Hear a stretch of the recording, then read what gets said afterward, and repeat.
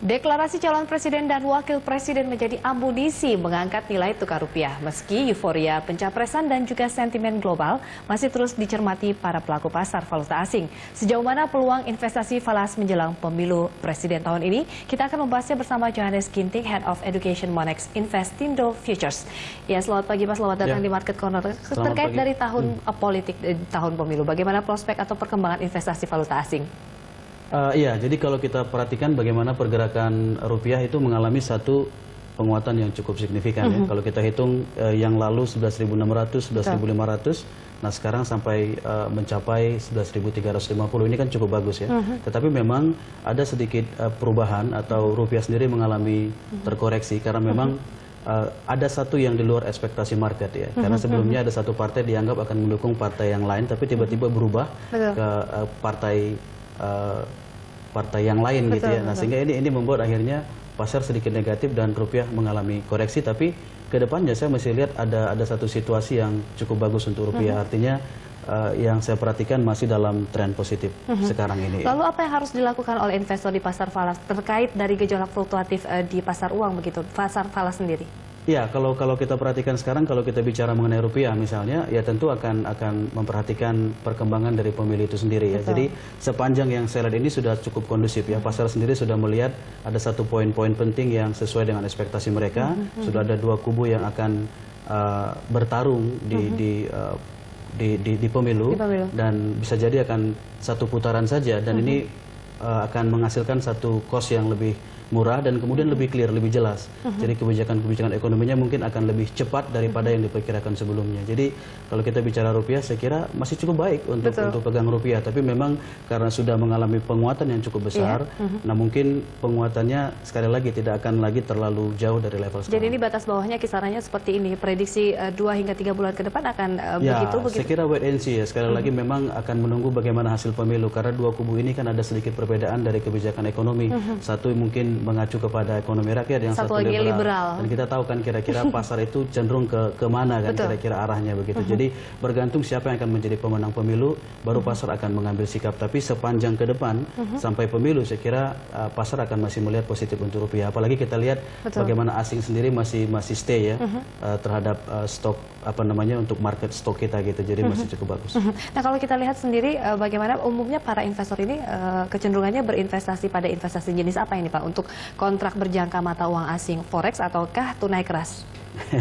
Ya, jadi kalau seperti itu ditanya, biasanya saya akan mengatakan memang bergantung kepada style dari investor itu sendiri ya.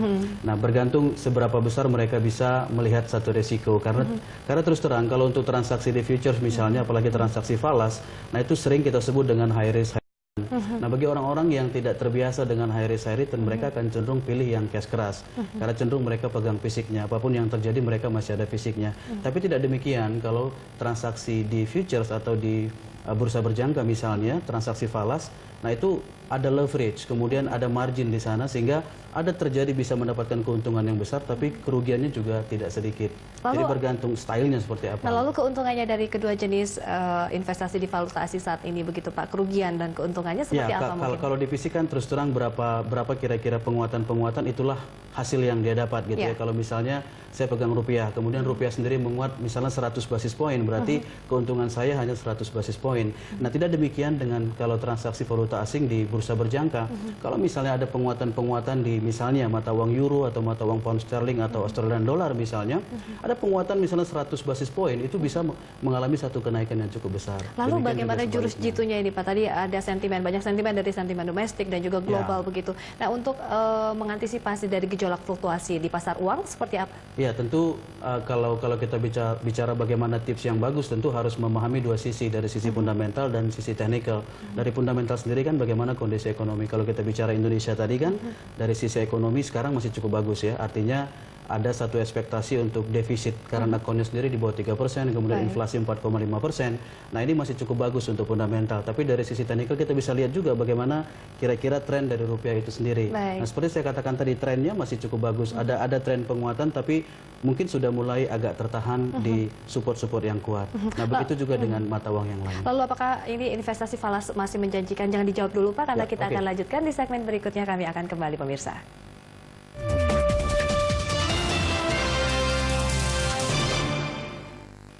Kita masih melanjutkan dialog kita kali ini, pasar falas jelang Pilpres. Nah, kalau kita lihat sendiri Pak, saat ini apa sebaiknya yang diambil, tindakan-tindakan yang diambil oleh investor, apakah memang membeli atau mungkin menjual, ini memanfaatkan momen?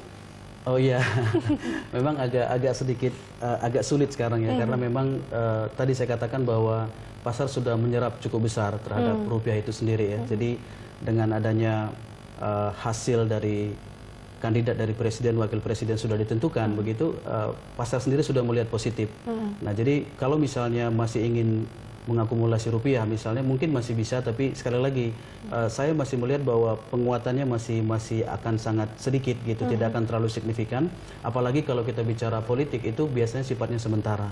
Pasar akan kembali ke lihat gambaran yang lebih besar, bagaimana kondisi misalnya ekonomi Amerika atau juga perkembangan dari ekonomi Cina yang sekarang juga melambat. Apalagi kalau kita bicara ekonomi Amerika yang dalam pemulihan, itu berarti terus melakukan tapering, itu berarti kan penguatan US dollar. Jadi dengan penguatan US dollar itu berarti juga akan mempengaruhi rupiah, bisa jadi akan mengalami pelemahan. Artinya untuk profit taking, akankah kenaikan dari pasar falas ini akan lebih besar lagi 2 atau 3 bulan ke depan, begitu Pak?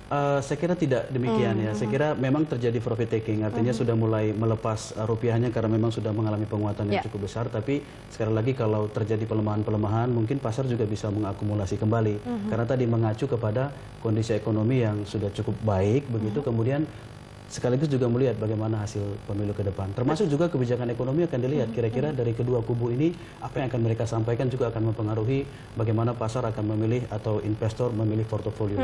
Lalu kalau kita lihat sebenarnya sebaiknya berapa persen sih Pak investor ini mengalokasikan modalnya untuk investasi di instrumen ini?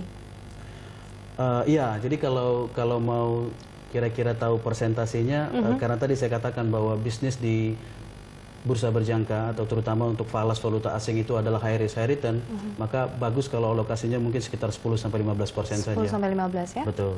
Lalu kalau kita lihat seberapa besar sekarang ini pengaruh dari sentimen domestik ataupun global begitu Pak?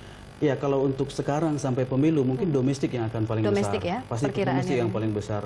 Tapi nanti ketika pasar sudah menyerap semuanya, maka mereka akan melihat kembali bagaimana faktor eksternal mempengaruhi rupiah. Pak Yohanes, ini kita bicara mengenai jangka panjangnya begitu Pak, untuk mungkin 6 atau 1 tahun ke depan masih akan didominasi oleh kurs dolar Amerika ini, pergerakan di pasar falas ini?